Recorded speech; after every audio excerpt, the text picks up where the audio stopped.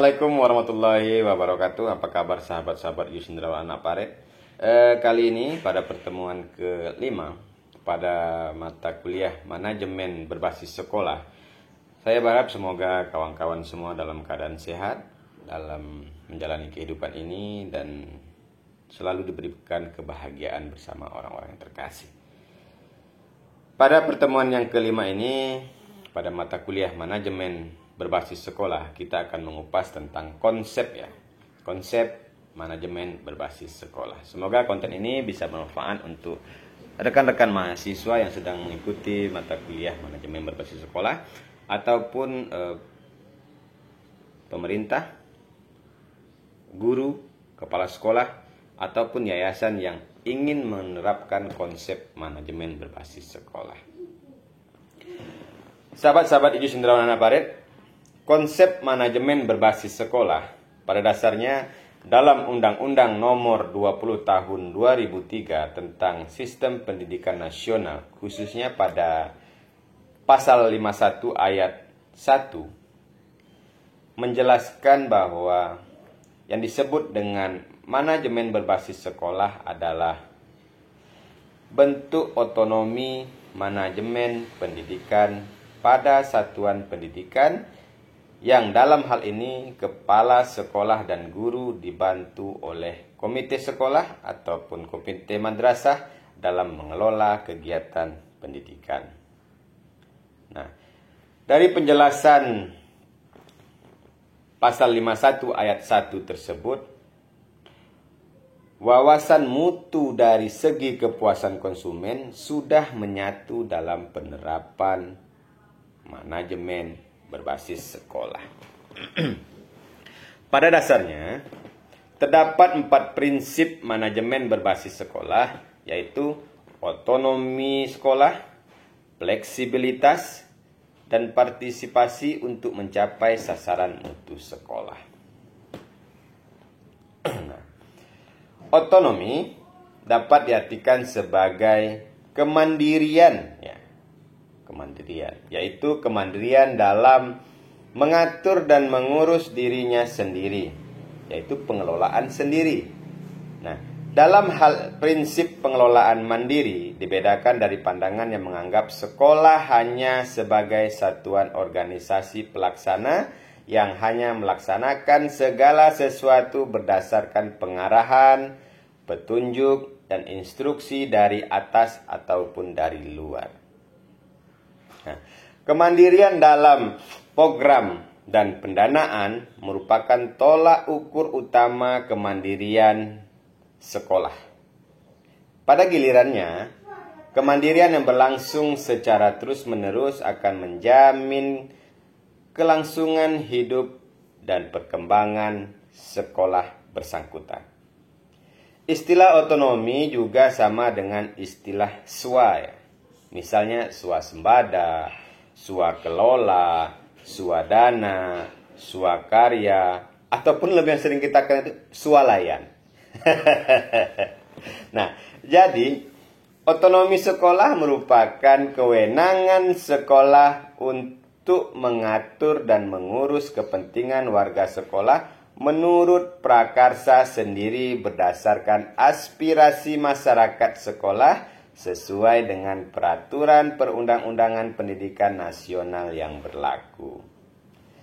Nah, tentu saja kemandirian yang dimaksud harus didukung oleh sejumlah kemampuan, yaitu kemampuan mengambil keputusan yang terbaik, kemampuan berdemokrasi ataupun menghargai perbedaan pendapat,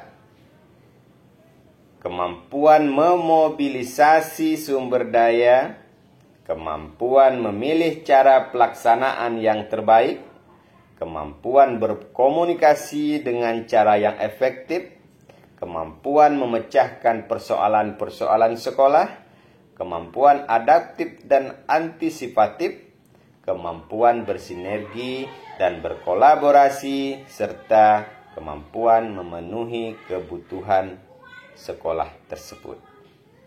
Nah, fleksibilitas. Fleksibilitas dapat diartikan sebagai keluasan yang diberikan kepada sekolah oleh pemerintah untuk mengelola, memanfaatkan, dan memberdayakan sumber daya sekolah seoptimal mungkin untuk meningkatkan mutu sekolah. Nah, dengan keluasan sekolah yang lebih besar, sekolah akan lebih lincah dan tidak harus menunggu arahan dari atasannya untuk mengelola, memanfaatkan, dan memberdaya sumber daya. Nah, dengan prinsip fleksibilitas, sekolah akan lebih responsif dan lebih cepat dalam menanggapi segala tantangan yang dihadapi oleh sekolah. Seperti pada prinsip otonomi di atas ya, setelah saya sebutkan tadi, maka prinsip fleksibilitas yang dimaksud tetap mengacu pada kebijakan, peraturan, perundangan yang berlaku. Nah, dalam konteks penyusunan program, masing-masing sekolah dapat menentukan prioritas-prioritas program yang dapat dilakukan sesuai kondisi masing-masing sekolah berada, yang disesuaikan dengan lingkungan sekolah ya. Nah, yang ketiga yaitu adalah peningkatan partisipasi warga sekolah dan masyarakat. Nah, peningkatan partisipasi warga sekolah dan masyarakat dalam penyelenggaraan sekolah akan mampu menciptakan keterbukaan ataupun transparansi, baik itu pendanaan dan lain sebagainya, kerjasama yang kuat antara sekolah dengan masyarakat, kemudian akuntabilitas, dan terciptanya demokrasi pendidikan.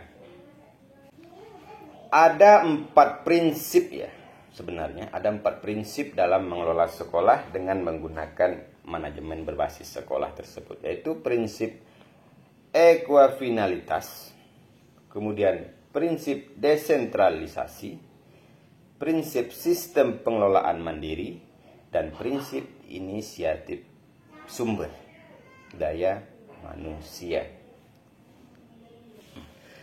Nah, pada manajemen berbasis sekolah itu, sebenarnya yang ingin dicapai adalah output dan input pendidikan tersebut ya, ataupun input dan output dari sekolah bersangkutan.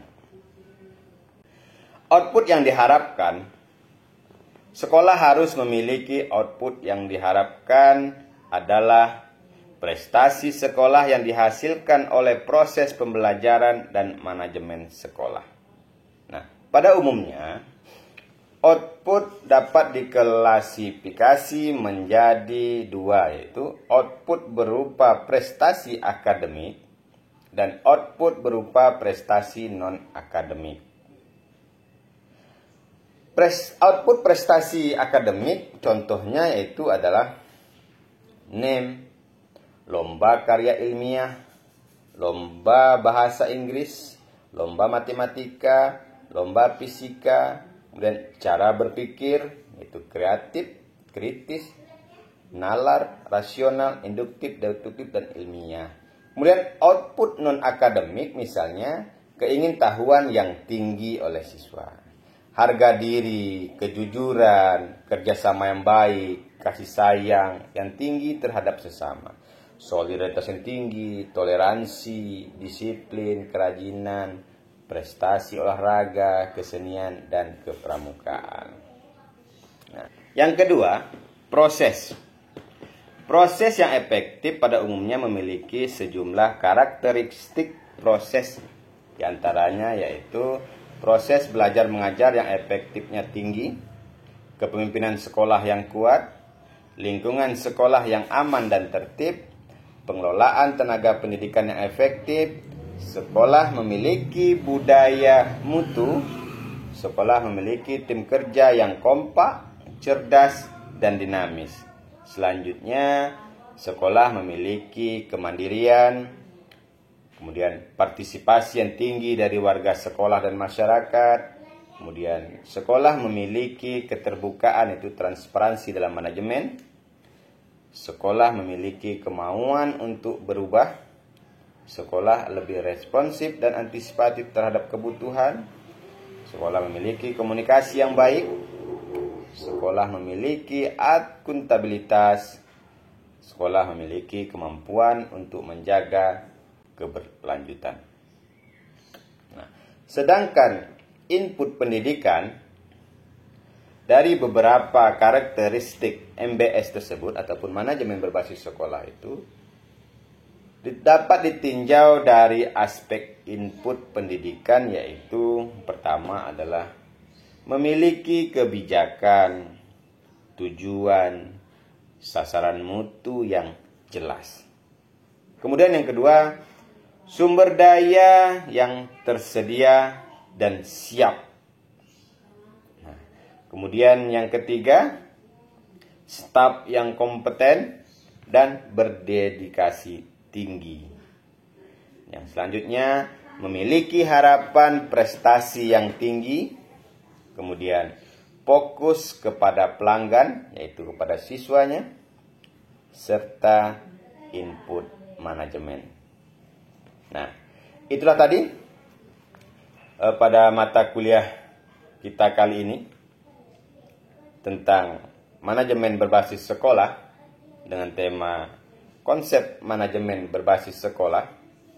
Secara singkat saya uraikan, mudah-mudahan mampu memberikan wawasan, mampu memberikan pandangan baru, mampu memberikan pengetahuan kepada kita semua konsep manajemen berbasis sekolah. Nah, dengan tujuan agar pelaksanaan yang akan kita laksanakan dalam menerapkan manajemen berbasis sekolah itu bisa terlaksana dengan baik. Oleh karena itu, konsep dalam melaksanakan manajemen berbasis sekolah itu harus kita pahami terlebih dahulu apa itu sebenarnya konsep manajemen berbasis sekolah. Semoga konten ini bisa bermanfaat untuk kita semua. Saya Idris Hendrawan Anak Parit. Jika ada kata-kata yang salah, jika ada perkataan yang keliru, saya mohon maaf. Assalamualaikum warahmatullahi wabarakatuh.